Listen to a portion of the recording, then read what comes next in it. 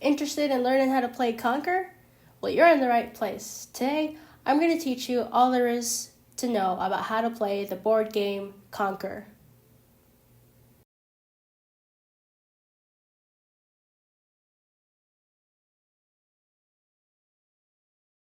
Conquer is a fun game for 2 to 4 players.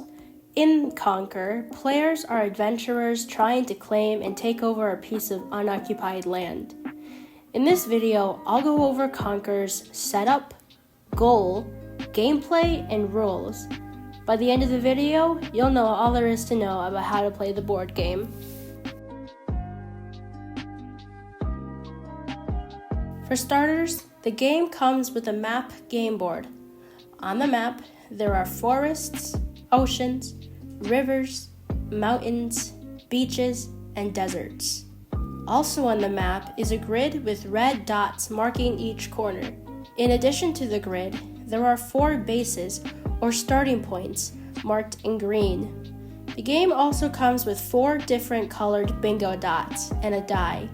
Before the game starts, each player will choose a base to start in and select a set of colored bingo dots.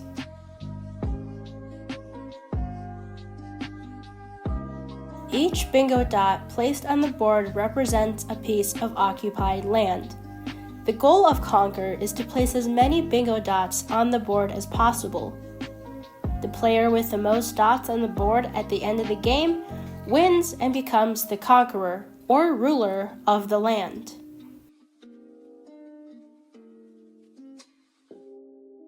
At the start of each player's turn, the player will take a new single bingo dot from their set of bingo dots. This new bingo dot will be used to mark their turn. To determine how many spaces they can move, the player will roll the die. Whatever number they land on equals the number of spaces they can move on the grid.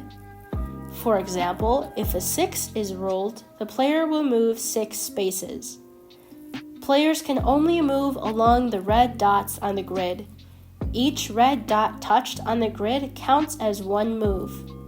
At the end of their turn, players will place the single bingo dot on the space they ended up at. Players will always use a new bingo dot for each turn. Once a bingo dot is placed on the grid, it cannot be moved. The only way a bingo dot on the grid can be moved is through sabotage. Sabotage is when a player lands on a space with an opponent's bingo dot already there. The player can then replace the bingo dot with their own. If the replaced bingo dot was the opponent's last marked move, they must go back to their previously marked dot. Their next turn will start from there. Players will have a total of 10 minutes to play the game. During this time, players must reach the other side of the board. This depends on each player's starting base or starting location. For example, if a player started on the left side of the board, they must reach the right side of the board.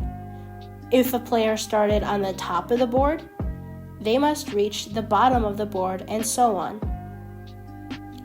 Once a player reaches the other side of the board, they can move freely on the board for the remainder of the game. The game ends when time runs out. The player with the most dots on the game board at the end of the game wins and becomes the conqueror or ruler of the land. In this example, red has the most dots on the grid. Therefore, red is the winner, conqueror, and ruler.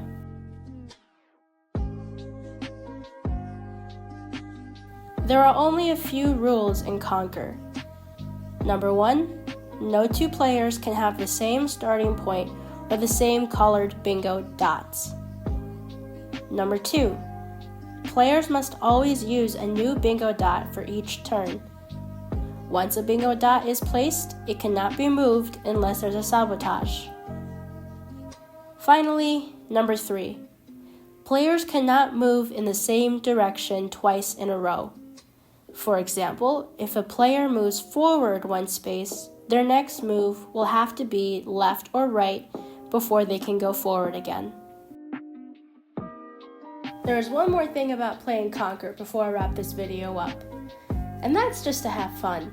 Even though games are meant to be competitive, they're also meant to be enjoyed. So go and have fun with your friends as you play the board game Conquer.